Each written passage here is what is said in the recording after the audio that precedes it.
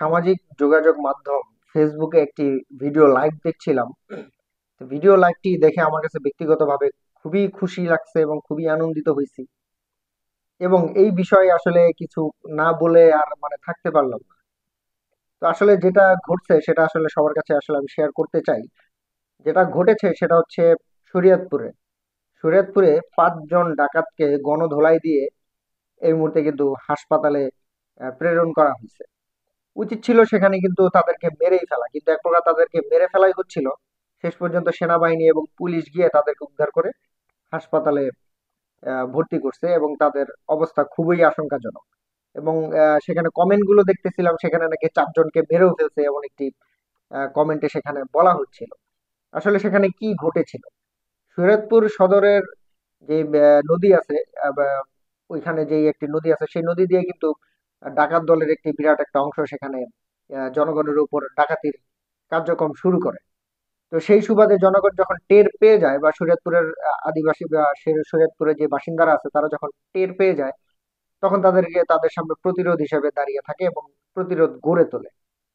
তো সেই সুবাদে তাদের এই প্রতিরোধ ঠেকানোর জন্য ডাকাতরাও এলোপাতাড়ি গুলি গুলি ছোড়ে। তো এবং সেই গুলিতে ৩ জন শরীয়তপুরের বাসিন্দা আহত হয়েছেন। তাদের মধ্যে একজন গুরুতর আহত হয়েছেন। এই মুহূর্তে তিনি আশঙ্কাজনক। তাকে এই মুহূর্তে ঢাকা মেডিকেল হাসপাতালে উন্নত চিকিৎসার জন্য কিন্তু পাঠানো হয়েছে। কিন্তু সব থেকে আসলে মজার বিষয় যেটা, মানে সব থেকে যে বিষয়টাতে আমি খুশি হয়েছি, সেটা হচ্ছে ৫ জন ডাকাতকেই তারা এমন ভাবে গণধোলাই দিছে, তাদেরকে আসলে এখন মৃত্যুর উপায় ছাড়া কোনো রাস্তা থাকবে না, এমন একটি কিন্তু কথা সেখানে বলা হচ্ছে। তো এটাই আসলে আমার মূল খুশির বিষয় যে যেখানেই দেখতেছি যে আসলে ছিনতাইকারী বা চাঁদাবাজি বা ডাকাতি হচ্ছে, জনগণ কিন্তু এখন সোচ্চার। জনগণ কিন্তু এখন সেখানেই কিন্তু প্রতিরোধ গড়ে তুলতেছে এবং ছিনতাইকারী বা ডাকাতকে ধরে সেখানে গণপিটুনি দেওয়া হচ্ছে। এটাই আসলে আমাদের বাংলাদেশের মানুষের মধ্যে হওয়া উচিত ছিল এবং সেটাই হচ্ছে। আমরা দীর্ঘদিন ধরে দেখতেছি যে বাংলাদেশের মধ্যে ডাকাতি, ছিনতাই, চুরি এগুলো কিন্তু বেড়ে গেছে। তো সেই সুবাদে জনগণও কিন্তু এখন অনেকটাই বিরক্ত। তো জনগণ যে আসলে উজ্জীবিত হয়েছে এটাই আমার কাছে খুব খুশি লাগতেছে। এবং ডাকাতদেরকে ধরে সেখানে আসলে আইনের হাতে পুরো সোপর্দ করার মানেই নাই, সেখানে টোটালি মেরে ফেলতে হবে। এখন কথা হচ্ছে ডু অর ডাই।